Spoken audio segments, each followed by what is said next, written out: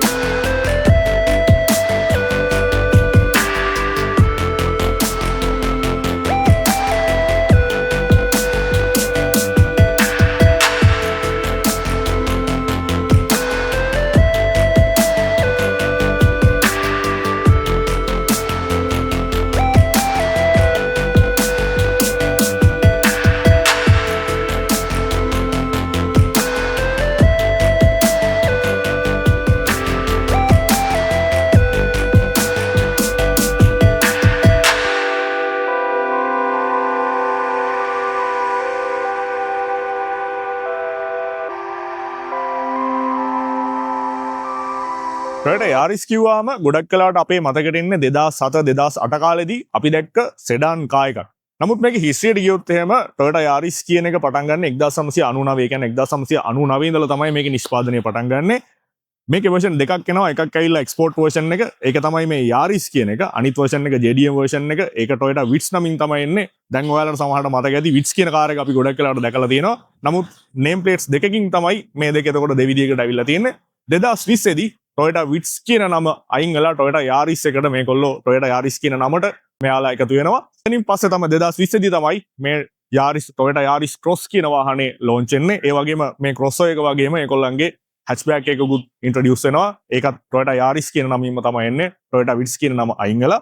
ඒ වගේම ඒකෙත් එනවා version දෙකක්. ඒ කියන්නේ export version දෙකක් එනවා. එකක් ඇවිල්ලා JDM version එක Japanese domestic model එක.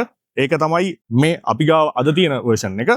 අනිත් එක ඉන්දුනීසියන් ප්ලාන්ට් එකේ තමයි ප්‍රොඩියුස් වෙන්නේ. ඒ කියන්නේ නිෂ්පාදනය කරන්නේ. ඒක DNGA. එහෙම නැත්නම් Daihatsu New Global Architecture කියන platform එකෙන් තමයි ප්‍රොඩියුස් වෙන්නේ. ඒක තමයි ලංකාවේ මේ වෙද්දී ඒජන්ට් ගාව තියෙනවා කියලා අපිට දැනගන්න තියෙන්නේ. මේක ඇවිල්ලා TNGA. එහෙම නැත්නම් Toyota New Global Architecture කියන ප්ලාන්ට් එකෙන් ජපාන් වලදී ප්‍රොඩියුස් වෙන vehicle එක. ඉතින් grades විදිහට ගත්තොත් එහෙම grades 3ක් introduce වෙනවා 2020 දී.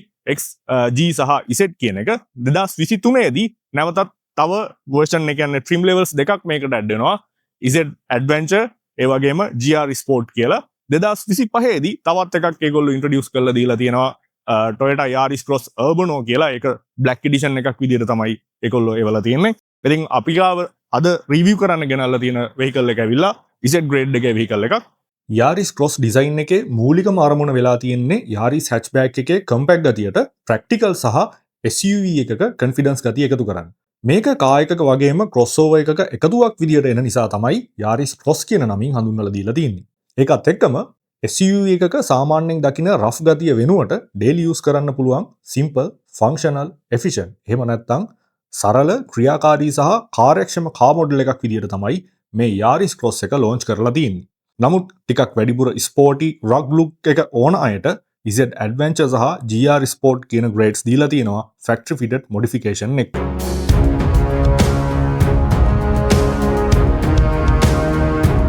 මේකේ ඩිසයින් එක ගැන බැලුවොත් එහෙම මේකේ ඒ කියන්නේ JDM version එකේ ඉන්දුනීසියන් version එකේ appearance එකෙන් සෑහෙන වෙනස්. ඒ වගේම size එකෙනුත් වෙනස්. size එකෙන් වෙනස් කියන්නේ ඉන්දුනීසියන් version එක Toyota Corolla Cross එකේ විදිහට තමයි ගොඩක් වෙලාට ඇවිල්ලා තියෙන. size එකෙනුත් ටිකක් මීට වඩා ලොකුයි. මේක size එකෙන් බැලුවොත් එහෙම පොඩි. ඉතින් මේකේ design concept එක විදිහට එයාලා හඳුන්වලා දීලා තියෙන්නේ light, small සහ easy to handle කියලා. ඒ කියන්නේ සැහැල්ලු, පොඩි ඒ වගේම handle කරන්න ලේසි විදිහට හදපු වාහනයක් විදිහට තමයි මේක design කරලා තියෙන්නේ. ඉතින් අපි මේකේ design එක කියන්නේ front fascia එක ගත්තොත් එහෙම ඉස්සරහා පෙනුම ගැන කතා කරොත් එහෙම ඔයාලට සාමාන්‍යයෙන් අපි ජැපනීස් වාහනයක කියන්නේ Toyota වාහනයක දකින්නට වඩා වෙනස් පෙනුමක් තමයි මේකෙදි දකින්න තියෙන්නේ. ඒ කියන්නේ මේගොල්ලෝ මේක ඩිසයින් කරනකොට ජැපනීස් ඒ වගේම යුරෝපියන් දෙක මික්ස් වෙලා තමයි මේක ඩිසයින් කරලා තියෙන්නේ. ඒ නිසා ගොඩක් වෙලාවට මේකේ ජැපනීස් ස්ටයිල් එකකට වඩා යුරෝප් ස්ටයිල් එකක ලුක් එකක් තමයි අපිට පේන්න තියෙන්නේ. ඒ වගේම ඇග්‍රෙසිව් ලුක් එකක් නෙවෙයි අපිට මේක සාමාන්‍යයෙන් කාම් ස්මූත් ලුක් එකක් තමයි ෆස්ට් ඉම්ප්‍රෙෂන් එක විදියට දකින්න ලැබෙන්නේ. ඉස්තරහ පෙනුම ගැන අපි ඉන්ඩීටේල් බලාගෙන ගියොත් SUV කැරක්ට එක මතුවෙන විදිහට ඩිසයින් කරපු රේස් බොනට් එකත් එක්ක ගොඩක් ශාප්වත් රවුන්වත් නැති බැලන්ස් අපියරන්ස් එකක් තමයි මේකට ලැබිලා තියෙන්නේ. Yaris Cross ඉන්දුනීසියන් මොඩල් එකේදී දකින්න ලැබෙන බොනට් ලයින් එකත් එක්කම ෆික්ස් වුණ ලොකු ග්‍රිල් එක වෙනුවට ලයින් එකට පහලින් වෙනම පේන්න ෆික්ස් වුණ අපර් ග්‍රිල් ඩිසයින් එකක් තමයි මේකෙදී අපිට බලා ගන්න පුළුවන් වෙන්නේ. ඇග්‍රෙසිව් කියන ලුක් එක මේකෙදී අයින් වෙලා පේන්නත් ඒක එක හේතුවක් විදියට කියන්න පුළුවන්. ග්‍රේඩ්ස් වෙනස් වෙද්දී ග්‍රිල් එකේ ෆිනිෂිං ස්ටයිල් එක වෙනස් වෙනවා. නමුත් ඩිසයින් එකේ වෙනසක් දකින්න ලැබෙන්නේ නැහැ. මේකට projector type full LED lights ලැබිලා තියෙනවා ඩේ ටයිම් රනින් ලයිට්ස් ෆන්ක්ෂන් එකත් එක්ක. ලුක් එක ටිකක් ෂාප් වුණත් ඒකෙනුත් මොඩර්න් ලුක් එකක් ඇර ඇග්‍රෙසිව් ලුක් ගතියක් දෙන්න try කරලා නැහැ. සෙන්ටර් එකේ තියෙන Toyota emblem එක යටින් තමයි radar sensor එක install කරලා තියෙන්නේ safety එකට. ඒ වගේම අනිත් sensors වගේම front cam එක grill එකට fix වෙලා තියෙනවා බලා ගන්න පුළුවන්. සයිඩ් එජ් එකත් එක්ක කර්ව් ෂේප් එක ඇතුලේ තමයි මේකේ ටර්න් ඉන්ඩිකේටර්ස් එහෙම නැත්නම් සිග්නල් ලයිට්ස් ඇවිත් තියෙන්නේ. සමහර ග්‍රේඩ්ස් ලෙවල් වල ඉන්ඩිකේටර් ලයිට් එකත් LED හෙඩ් ලැම්ප් එකටම එකතු වෙලා තියෙනවා. මේකෙදි ලැබෙන ඉන්ඩිකේටර් ලයිට් එක ඩේ ටයිම් රනින් ලයිට් එකක් විදියට වෙනස් වෙනවා. Z grade එකේදී normal compact style එකේ බම්ප් එකක් තමයි ලැබිලා තියෙන්නේ. නමුත් Z adventure එකේදී fog lamp එකක් එකතු වුණ වෙනස් විදිය බම්ප් එකක් වගේම GR sport grade එකේදී unique bumper design එකක් දීලා තියෙනවා. ස්පෝටි ඒ වගේම රග් ගතිය highlight වෙන විදියට. කොහොම වුණත් ග්‍රේඩ් වලට එකතු වුණ පොඩි වෙනස්කම් වලින් වෙනස් වෙන කැරක්ටර්ස් බලා ගන්න පුළුවන් වුණත් මේකේ ෆවුන්ඩේෂන් එකේ තියෙන කාම් ගතිය ඒ හැම ග්‍රේඩ් එකකදීම මේන්ටේන් වෙලා තියෙනවා කියලා කියන්න පුළුවන්.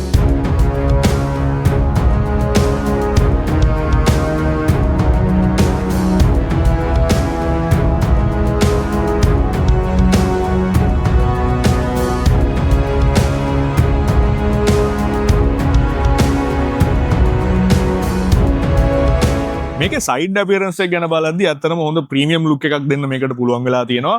ඉතින් මේක කම්පැක්ට් සයිස් එකේ ක්‍රොස්ஓවර් එකක් වුණත් ඔයාලට පේනවා ඇති මේ වීල් ආචස් එහෙම ඉස්සරහට පන්නලා ඒ කියන්නේ එළියට පන්නලා මේ බ්ලැක් ක්ලැඩින් එකක් එක්ක තමයි මෙයාලා දීලා තින්නේ. ඒ කියන්නේ SUV ස්ටයිල් එක මේකට දෙන්න ඒකට මැච් කරන්න මෙයාලා සෑහෙන try එකක් දීලා තියෙනවා. ඒ වගේම තමයි මෙතන ආයි highlight වෙන දේ තමයි two tone රූෆ් එකක් විදිහට තමයි අපිට මේකෙදි හම්බ වෙන්නේ. නමුත් මේක සිංගල් ටෝන් තියෙන ඒවා තියෙනවා. ඉතින් එක එක ග්‍රේඩ්ස් අනුව ට්‍රිම් ලෙවල්ස් අනුව ඒ දේවල් වෙනස් වෙනවා. ඒ වගේම තමයි මේක Toyota CHR වගේ වාහන ප්‍රොඩියුස් වෙන ප්ලැට්ෆෝම් එකක නිෂ්පාදනය වුණත් අර CHR එකේදී අපි දැක්ක ලොකු ස්ලෝප් එකකට වඩා ලස්සන ස්ලෝප් එකක කියන්නේ සාමාන්‍ය බැලන්ස් ස්ලෝප් එකක් එන රූෆ් එකක් තමයි මේකට ඇවිල්ලා තියෙන්නේ. ඒත් එක්කම මේකේ අපියරන්ස් එකේ කියන්නේ සයිඩ් අපියරන්ස් එකේදී highlight වෙන අනිත් එක තමයි මේ Z version එකට ඇවිල්ලා තියෙන ස්පෝර්ටි ස්ටයිල් එක ඇලෝ වීල් එක 18 inch multi spoke alloy wheel එකක් තමයි ඇවිල්ලා තියෙන්නේ two tone. ඉතින් මේක grades වලට වෙනස් වෙනවා. සාමාන්‍ය Z adventure වගේ යනකොට මීටත් වඩා වෙනස් ලස්සන alloy wheel එකක් තමයි අපිට හම්බ වෙන්නේ.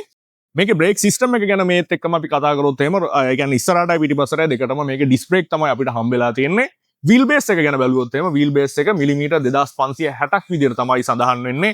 ඒ වගේම ground clearance එක විදිහට ඒ කියන්නේ මේ version එකේදී ඒ කියන්නේ JDM version එකේදී මිලිමීටර් 170ක් විදිහට තියෙන. නමුත් Indonesian version එකේදී සාමාන්‍ය මිලිමීටර් 200ක විතර ground clearance එකක් තියෙනවා කියලා තමයි අපිට දැනගන්න තියෙන්නේ.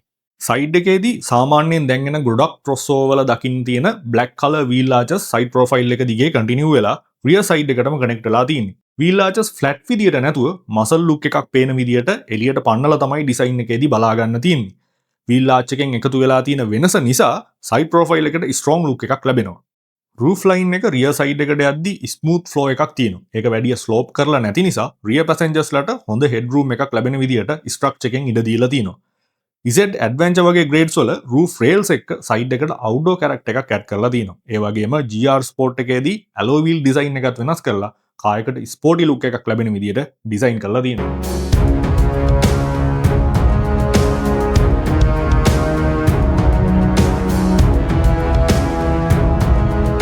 මේකේ rear appearance එක ගැන බලනකොට Yaris Cross Indonesian version එකට වඩා මේකෙත් වෙනස්ම ලුක් එකක් තමයි බලා ගන්න තියෙන්නේ.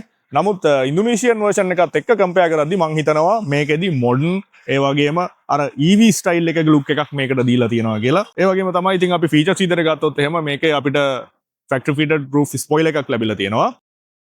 ආයි කියන්න ඕනේ මේකේ bumper style එක මේ Z version එකේදී තමයි ZG වගේ versions වලදී තමයි මෙන්න මේ bump එක ලැබෙන්නේ. නමුත් Z Adventure සහ GR Sport වගේ models වලට යනකොට ස්පෝට් ස්ටයිල් එකට හැදුණු වෙනත් ස්ටයිල් එකේ බම්පර් මොඩල්ස් ඒ වගේම පොඩි වෙනස්කම් එක්ක අපිට බලා ගන්න පුළුවන් වෙනවා. රිය සයිඩ් එකට આવොත් Toyota Yaris Cross එකේ ඩිසයින් එක ෆ්‍රන්ට් එකට වඩා ටිකක් මොඩර්න් ලුක් එකක් තියෙනවා කියලා දකින්න පුළුවන්. ෆ්‍රන්ට් එක කාම් සහ සිම්පල් ටෝන් එකකින් ඩිසයින් කරලා තිබුණත් රියර් ඩිසයින් එකෙන් ටිකක් ෂෝ ඔෆ් ලුක් එකක් එනවා. ටේල් ගේට් එක අප්‍රයිට් ස්ටයිල් එකක්. ඒ කියන්නේ ටිකක් උඩට ඉස්සුණු විදිහට ඩිසයින් කරලා තියෙනවා. මේ නිසා බූට් ඕපනින් එක ලෝඩින් අන්ලෝඩින් වලදී පහසුයි.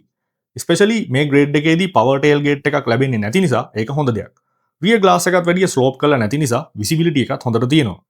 රියර් ලැම්ප්ස් තමයි මෙතන වැඩියෙන්ම highlight වෙන දේ. XP210 එකේ LED rear combination lamps side දෙකට දිගට යන විදිහට ඩිසයින් කරලා තියෙනවා. ඒ නිසා rear side එක wide විදිහට පේනවා. front lights වගේ simple නැතුව rear lights වල design එකෙත් modern touch එකක් ලැබෙනවා.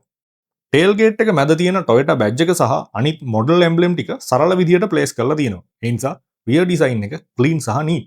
lower bumper area එක black cladding එකත් එක්ක finish කරලා තියෙනවා. මේක rear side එකට SUV feel එකක් දෙන විදිහට තමයි design එකට ඒක එකතු කරලා තියෙන්නේ.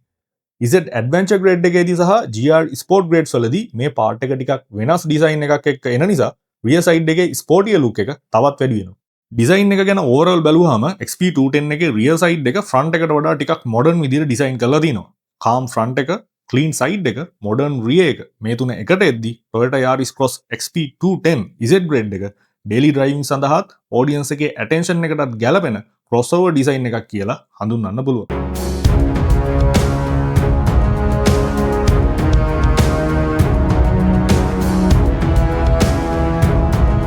මේකේ boot space එකට යන්න කලින් අපි tail gate එක ගැන කතා කරොත් එහෙම මේකේ tail gate එක කියන්නේ Z grade එකට නැගම් මේකේ tail gate එක අපිට manual function එකක් විදිහට තමයි ලැබෙන්නේ. ඒ කියන්නේ manually තමයි open කරගන්න පුළුවන් වෙන්නේ. නමුත් Z adventure වගේ trim levels වලට යනකොට අපිට kick function එකත් එක්ක electric එක නැත්නම් power tail gate එකක් තමයි ලැබෙන්නේ.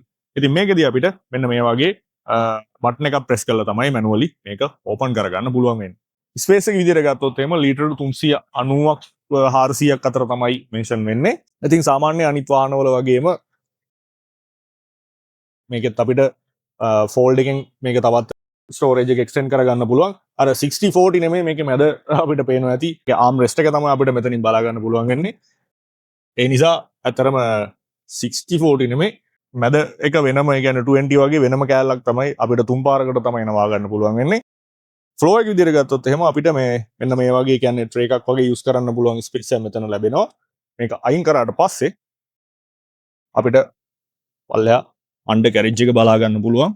අන්ඩර් කැරේජ් එකේදීත් අපිට ස්පෙයා වීල් එකක් නෙවෙයි අපිට ටයර් රිපෙයාර් කිට් එකක් පංච කිට් එකක් තමයි මේකෙදී ලැබිලා තියෙන්නේ. ඒ වගේම රාත්‍රී කාලයට ඕන වෙන ලයිට් එකක් මෙතන තියෙනවා. ඉතින් මේ වගේ තමයි මේකේ බූට් ස්පේස් එක ගැන අපිට කියන්න තියෙන්නේ.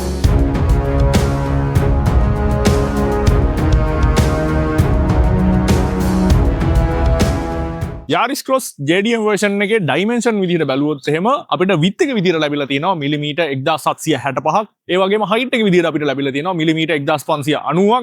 ඒ වගේම length එක විදිහට අපිට ලැබිලා තියෙනවා මිලිමීටර් 4180ක්.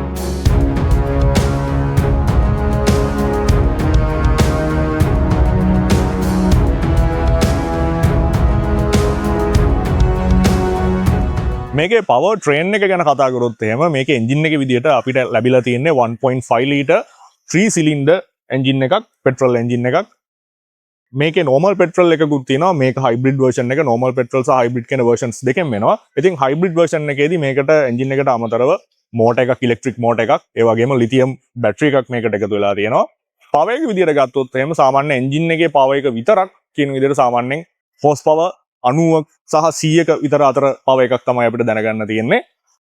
එන්ජින් එකයි ඒ වගේම ඉලෙක්ට්‍රික් මෝටර් එකේ powers දෙකම එකට කම්බයින් කරාම සාමාන්‍යයෙන් horse power 120ක විතර power එකක් තියෙනවා කියලා තමයි තියෙන්නේ. ඒ වගේම නිව්ටන් මීටර් 120ක power එකක් තියෙනවා. මේකේ full tank capacity එක ගත්තොත් එහෙම ලීටර් 36ක් විදිහට තමයි සඳහන් වෙන්නේ. Toyota සමාගමෙන් කියන විදිහට මේකේ fuel economy එක සාමාන්‍ය ලීටරයට කිලෝමීටර් 30ක්. නමුත් දැනගන්න තියෙන විදිහට රෙකෝඩ්ස් වල තියෙන්නේ ලීටරයට කිලෝමීටර් 20ත් 25ත් අතර වගේ ගානක තමයි වේරි වෙනවා කියලා තියෙන්නේ. හයිවේස් වලදී මීට වඩා වැඩි වෙන්න පුළුවන්. මේකේ ගියර් සිස්ටම් එක විදිහට අපිට ලැබිලා තියෙන්නේ ECVT සිස්ටම් එකක්. ඒ වගේම CVT සිස්ටම් එක එන එකක් තියෙනවා. ඒ වගේම තමයි කියන්න ඕනේ මේක 2 wheel සහ 4 wheel කියන ඔප්ෂන් දෙකෙන්ම අපිට බලා ගන්න පුළුවන්කම තියෙනවා. Z grade එකේ safety සහ driver assist features එකතු වෙලා එන්නේ Toyota safety sense package එකක් විදිහට. මේකේ සේෆ්ටි ෆීචර්ස් විදියට ස්ටෑන්ඩර්ඩ් එයාබෑග්ස් 6ක්, ABS with EBD, traction control, stability control වගේ ඔප්ෂන්ස් ලැබිලා තියෙනවා.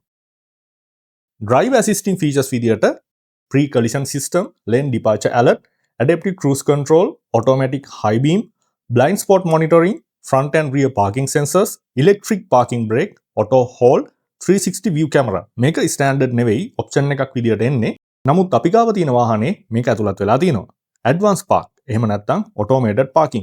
මේකදී අපිට වාහනෙන් බැහැලා ගිහින් පාර්ක් වෙන සිස්ටම් එකක් නෙවෙයි වාහනේ ඇතුළේ ඉද්දි පාර්කින් ස්ලොට් එකකට පාර්ක් කරන්න පුළුවන් ඔප්ෂන් එකක් විදියට ලැබෙන්නේ. පැරලල් පාර්කින් වලටත් ස්පේස් එකක් සිස්ටම් එකෙන් අඳුරගත්තොත් පාර්ක් කරන්න පුළුවන්කම තියෙනවා.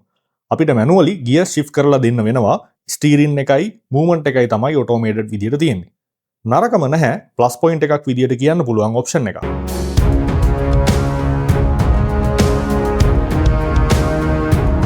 යාරිස් ක්‍රොස් එකේ ඉන්ටීරියර් ගැන කතා කරොත් එහෙම මේකේ ඉන්ටීරියර් එක යාරිස් හැච්බෑක් එකේ ඉන්ටීරියර් එකට සමානයි. අර මොඩර්න් ටෙක් මුකුත් නැතුව සිම්පල් ෆන්ක්ෂනල් ඉන්ටීරියර් එකක් විදිහට තමයි අපිට මේක ලැබිලා තියෙන්නේ. තුලට ආවට පස්සේ ස්පේස් එක දැනෙන විදිහට තමයි මේක ඩිසයින් කරලා තියෙන්නේ. ඒ නිසා ලොකු අර ටෙක් ගැජට්ස් ගොඩක් අපිට මේකේ බලා ගන්න නැහැ. පොසිෂන් එක ගැන කතා කරොත් එහෙම පොසිෂන් එක ඇත්තරම සෑහෙන හොඳ මට්ටමක තියෙනවා. ඒ ගැන කියන්න ඕනේ.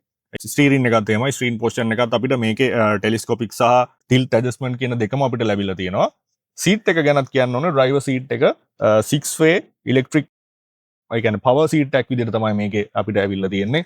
අපිට ඉස්සරහට පස්සට ගන්න ඒ වගේම රෙක්ලයිනර් එක, ඒ වගේම හයිට් ඇඩ්ජස්ට්මන්ට්ස් කියන මේ හැම දෙයක්ම ඉලෙක්ට්‍රික් විදිහට තමයි මේකෙදි දීලා තියෙන්නේ. ඉතින් ඒක ප්ලස් පොයින්ට් එකක් විදිහට කියන්න පුළුවන්. කොහොම නමුත් අපි එක්ස්ටීරියර් එකේදී අපි කිව්වා අර මේකේ ලුක් එක යුරෝපියන් ස්ටයිල් එකක් වගේ තියෙන්නේ කියලා. නමුත් ඇතුළටම අපිට අර යුරෝපියන් ස්ටයිල් එක නෙමෙයි අපි සාමාන්‍යයෙන් ජපනීස් ස්ටෑන්ඩඩ් වාහනයක දකින ඒ ගතිය තමයි මේකෙදී අපිට දකින්න ලැබෙන්නේ. ඉන්ටීරියර් එක ගැන බැලුවොත් ෆස්ට් ඉම්ප්‍රෙෂන් එක විදිහට ක්ලීන්, මොඩර්න් සහ ඩ්‍රයිවර් ෆ්‍රෙන්ඩ්ලි ලේඅවුට් එකක් කියලා කියන්න පුළුවන්. එක්ස්ටීරියර් එක වගේම ඉන්ටීරියර් එකත් ඩේලි ඩ්‍රයිවිං එකට ලේසි වෙන විදිහට ප්ලෑන් කරපු සෙටප් එකක්.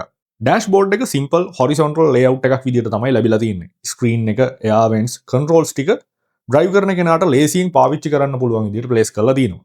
ඩෑෂ්බෝඩ් එක මැද තියෙන ස්ක්‍රීන් එකෙන් පටන් ගත්තොත් ඉසෙට් ග්‍රේඩ් එකේ සෙන්ටර් ඩිස්ප්ලේ එක 7 inch ඉන්ෆෝටේන්මන්ට් සිස්ටම් එකක් ස්ටෑන්ඩඩ් විදිහට එනවා. නමුත් 8 inch ඩිස්ප්ලේ ඔඩියෝ ප්ලස් එක ඔප්ෂනල් එකක් විදිහට ගන්න පුළුවන්. Music, phone, navigation, vehicle settings වගේ ඔප්ෂන්ස්, ඒ වගේම Bluetooth, Apple CarPlay, Android Auto වගේ කනෙක්ටිවිටිස් මේකට ඇතුළත් වෙලා තියෙනවා. Yaris Cross ඉසෙට් ග්‍රේඩ් එකේ ඩෑෂ්බෝඩ් මැටීරියල් ප්‍රීමියම් සයිඩ් එකට නොයන නමුත් ලොන්ග් ටර්ම් යූස් එකට ඔරොත්තු දෙන මැටීරියල් එකක් විදිහට කියන්න පුළුවන්. සොෆ්ට් ටච් එකට වඩා හાર્ඩ් ප්ලාස්ටික්, ටෙක්ස්චර්ඩ් ප්ලාස්ටික් වගේ මැටීරියල්ස් තමයි මේකට පාවිච්චි කරලා තියෙන්නේ. ස්ටීරින් වීල් එකට ආවොත් ඉසෙට් ග්‍රේඩ් එකේ වීල් එක ලෙදර් රැප් තික් ග්‍රිප් එකක් එක්කෙන මල්ටි ෆන්ක්ෂනල් ස්ටීරින් වීල් එකක් තමයි ලැබිලා තියෙන්නේ. GR ස්පෝර්ට් එකේදී මීට වඩා ස්පෝර්ටි ස්ටයිල් එකේ ස්ටීරින් වීල් එකක් බලා ගන්න පුළුවන්. බටන්ස් ටික ස්ටෑන්ඩඩ් විදිහට left side buttons, audio volume, track change, phone calls විදිහටත් right side buttons, cruise control, lane assist, driver support settings කියන ෆන්ක්ෂන් වලටත් දීලා තියෙනවා. ක්ලස්ටර් පැනල් එක driver ඉස්සරහා clear visibility එකක් තියෙන විදිහට ප්ලේස් කරලා තියෙනවා. speed, hybrid system info, fuel economy, warning signs වගේ දේවල් ලේසියෙන් බලා ගන්න පුළුවන් layout එකකින් display වෙනවා. hybrid model එකක් නිසා cluster එකේ EV mode, charging, engine drive වගේ status icons බලා ගන්න පුළුවන්. කෙටියෙන් විස්තර කළොත් EV mode icon එකෙන් කියන්නේ කාර් එක බැටරි පවර් එකෙන් විතරක් run වෙනවා කියන එක. petrol engine එක off, noise එක අඩුයි, fuel consume වෙන්නේ නැහැ, slow speed වල සහ traffic එකේදී මේ mode එක වැඩියෙන් activate වෙනවා. charging or battery icon එකෙන් කියන්නේ drive කරන අතරම brake කරනකොට හරි speed එක අඩු කරනකොට battery එක automatically charge වෙනවා කියලා. engine drive icon එකෙන් කියන්නේ petrol engine එක activate කියන එක. high speed වලදී හරි battery charge එක අඩු වෙද්දී හරි engine එක run වෙලා wheels drive කරනවා. මේකෙදිම battery එක charge වෙන්න පුළුවන්. multi information display එකෙන් trip info, average fuel consumption, range වගේ details scroll කරලා බලන්න පුළුවන්. AC controls පැත්තට આવොත් මේ ඉසෙට් ග්‍රේඩ් එකේ setup එක modern කියලා කියන්න බෑ. touch sensitive panel එකක් හරි fancy digital layout එකක් විදිහට නෙවෙයි. temperature එක සහ fan speed adjust කරන්න knobs තියෙනවා. airflow directions, defocus වගේ basic controls ටික buttons වලින් තමයි හදාගන්න පුළුවන් විදිහට arrange කරලා තියෙන්නේ. පාවිච්චි කරන්න ලේසි. ඒත් 2025 කා එකක් කියලා බලද්දි මේ setup එක ටිකක් simple වැඩි කියලා කියන්න පුළුවන්. front side එකේ USB ports දෙකක් තියෙනවා. දෙකම USB-C type එකෙන් තියෙන්නේ. USB-A port මේකට ලැබිලා නැහැ. ඊට අමතරව HDMI port එකක් වගේම 12 volt port එකක් මේකට ඇතුළත් වෙලා තියෙනවා. ඉස්සරහා සීට්ස් දෙක අතර තියෙන සෙන්ටර් කන්සෝල් එකේ නම් ෆ්ලැට් ට්‍රේ එකක් වගේ ස්ටෝරේජ් එකක් තමයි ලැබිලා තියෙන්නේ ෆෝන් එකක් වගේ දාගෙන යන්න පුළුවන් විදියට. ඒ අර බොක්ස් එකක් විදියට ස්ටෝරේජ් එකක් ලැබිලා නැහැ. ලිඩ් එක ආම්රෙස්ට් එක විදියට යූස් කරන්න පුළුවන්. සෙන්ටර් කන්සෝල් බොක්ස් එකත් එක්කම කප් හෝල්ඩර්ස් දෙකක් තියෙනවා. ලොකු හයිට් එකක් තියෙන බොටල්ස් වගේ දේවල් දාගෙන යන්න නම් ආම්රෙස්ට් එක උඩට උස්සන්න වෙනවා. ඒ අර ස්ලයිඩ් කරන්න පුළුවන් කමක් මේකෙදි නැහැ. ග්ලෝ බොක්ස් එක සයිස් එකෙන් ටිකක් පොඩි. නමුත් ඩොකියුමන්ට්ස්, මැනුවල්ස්, පොඩි ඇසසරිස් දාගන්න පුළුවන් කමක් තියෙනවා. ඒ අරුණම ඩෑෂ්බෝඩ් ඒරියා එකේ ස්මෝල් ට්‍රේස්, කී ස්ලොට්ස් වගේ පොඩි ස්ටෝරේජ් ස්පොට්ස් දීලා තියෙනවා. පොයින්ට්ස්, පාකින් ටිකට්ස් වගේ දේවල් දාගෙන යන්න පුළුවන් විදියට. ඩෝ පැනල්ස් වල මැටීරියල්ස් ගැන බැලුවොත් ආම්රෙස්ට් ඒරියා එකට මෙතන පැඩඩ් සර්ෆේස් එකක් තියෙනවා. සාමාන්‍යයෙන් ලොන්ග් ඩ්‍රයිව් කරනකොට අත පහසුවෙන් තියාගෙන යන්න පුළුවන් මට්ටමට. ඒ අරුණම ඩෝ පැනල් එකේ හાર્ඩ් ප්ලාස්ටික් ෆිනිෂ් එකක් තමයි බලා ගන්න පුළුවන් වෙන්නේ.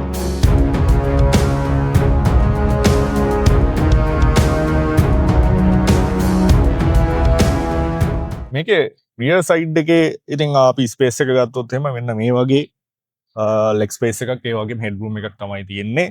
ඉතින් සාමාන්‍ය ඇවරේජ් කියලා කියන්න පුළුවන්. නමුත් අපිට කියන්න ඕනේ අර ඇතුළට එනකොට ඒ කියන්නේ රියර් සයිඩ් එකේ ඇතුළට එනකොට පොඩ්ඩක් ඩෝ එකේ පොඩි ඩිස්ටර්බන්ස් එකක් තියෙනවා. ඒ කියන්නේ 90කට වගේ ඇරෙන්නේ නැහැ. ඊට වඩා ටිකක් අඩුවෙන් තමයි අපිට පොඩ්ඩක් මෙහෙට වෙලා තමයි එන්න තියෙන්නේ. ඉතින් ඒ වගේම තමයි මේක තුන් දෙනෙක්ට යන්න පුළුවන් විදිහට තමයි හදලා තියෙන්නේ. නමුත් මට පේනවා මෙතන මැද එක්කෙනෙක්ට නම් ඒ කියන්නේ පහසුවෙන් කකුල් දෙක තියාගෙන යන්න අපහසුතාවයක් තියෙනවා. නමුත් යන්න පුළුවන් පොඩි එක්කෙනෙක්ට වගේ යන්න පුළුවන්. ප්‍රශ්නයක් නැහැ. ඒ වගේම අපි සීට්ස් ගැන කිව්වොත් එහෙම සීට්ස් ගැන කියන්න ඕනේ මේකේ සින්තටික් ලෙදර් සීට්ස් තමයි ඇවිල්ලා තියෙන්නේ. ඉතින් ප්‍රීමියම් ස්ටයිල් එකේ සීට් සෙට් එකක් ඇවිල්ලා තියෙනවා.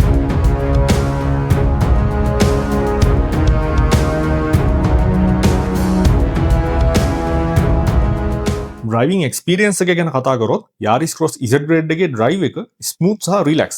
හයිබ්‍රිඩ් සිස්ටම් එක නිසා ස්ටාර්ට් වෙන වෙලාවට නොයිස් එක නැති තරම්. ලෝ ස්පීඩ් වලදී කායක වැඩියෙන් EV මූඩ් එකට යනවා. ඒ වගේම ඇක්සලරේට් කරද්දී ඉමීඩියට් රෙස්පොන්ස් එකක් ලැබෙනවා. සිටි ට්‍රැෆික් වලදී මේක හොඳ විදිය ඩ්‍රයිවිං එක්ස්පීරියන්ස් එකක්. ඇක්සලරේෂන් පැත්තෙන් බැලුවාම මේක ස්පෝර්ටි කාර් එකක් නෙවෙයි. නමුත් 1.5 ලීටර් එන්ජින් එකත් එක්ක වාහනයට බැලන්ස් පවර් එකක් ලැබිලා තියෙනවා. පහසුවෙන්ම ඕවර්ටේක් කරන්න පුළුවන් ස්ට්‍රගල් එකක් නැතුව. ස්ටීරින් වීල් එක නෝමල් ස්පීඩ් වලදී ලයි, හයි ස්පීඩ්ස් වලදී ස්ටීරින් එක වේට් එක ටිකක් වැඩි වෙන විදිහට ටියුන් කරලා තින්නේ සේෆ්ටි ෆීචර් එකක් විදියට. ටර්නින් රේඩියස් එක මීටර් 5.3. පාකින්, යූ-ටර්න්ස්, පටු පාරවල් වලදී හැන්ඩල් කරන්න ලේසි.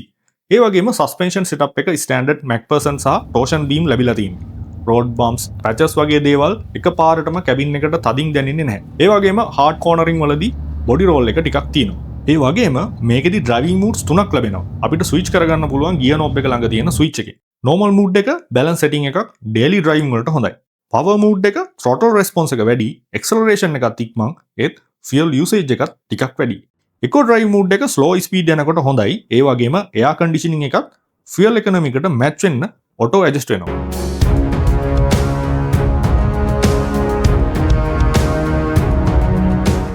අපි අද රිවිව් කරපු වෙහිකල් එක Yaris Cross Z Grade එකේ වාහනයක්. ඔප්ෂනල් ඇඩ්වාන්ස් පාකින් පැකේජ් එකත් මේකට ඇතුළත් වෙලා තියෙනවා. ප්‍රයිසස් මේ වෙද්දි ලක්ෂ 150 ඉඳලා තමයි ස්ටාර්ට් කරන්නේ. අවුරුදු 3ක වොරන්ටි එකක් එක්ක තමයි ලැබෙන්නේ. වාහනේ ග්‍රේඩ් එක, රීකන්ඩිෂන්ද, බ්‍රෑන්ඩ් නිව්ද කියන එක, මයිලේජ් එක, ඒ වගේම ඔක්ෂන් ග්‍රේඩ් එක වගේ දේවල් එක්ක ප්‍රයිසස් වෙනස් වෙනවා. මේක ගැන ඉන්ට්‍රස්ට් එකක් තියෙනවා නම් අපි පහලින් දාන නම්බර් එකට කෝල් එකක් දීලා වැඩි විස්තර දැනගන්න පුළුවන්.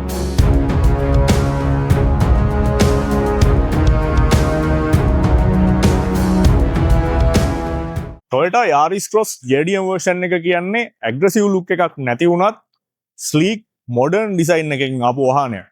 Toyota reliability එක, ඒ වගේම හොඳ fuel economy එකක් තියෙන safety features වලින් pack වුණ වාහනයක් විදිහට මේක හඳුන්වන්න පුළුවන්. crossover එකක් වුණත් මේක ගොඩාක් bulky නැති compact size එකේ vehicle එකක් නිසා මේක සාමාන්‍යයෙන් balance vehicle එකක් හොයන කෙනෙක්ට හොඳ option එකක් විදිහට අපිට කියන්න පුළුවන්. Yaris Cross JDM version එකේ downside කිහිපයක් තියෙනවා. Interior materials luxury නෙවෙයි. AC controls වගේ ඒවා modern feel එකක් දෙන්නේ නැහැ. ඒ වගේම price එකත් අනිත් competitive වාහන වලට සාපේක්ෂව ටිකක් ඉහළයි. ඒත් Toyota කියන නමත් එක්ක reliability එක, maintenance සහ parts හොයාගන්න තියෙන පහසුව, ඒ වගේම resale value වගේ දේවල් මේකට ලැබෙනවා. ඒ වගේම crossover එකක් වුණත් Toyota hybrid system එකත් එක්ක හොඳ fuel economy එකක් මේකදී අපිට දීලා තියෙනවා. මේ දේවල් සලකලා බැලුවම ඩවුන්සයිඩ් කීපයක් තිබුණත් දැනට ලංකාවේ තියෙන ජැපනීස් ක්‍රොස්ஓවර් වලින් හොඳ ඔප්ෂන් එකක් විදියට Yaris Cross එක හඳුන්වන්න පුළුවන්.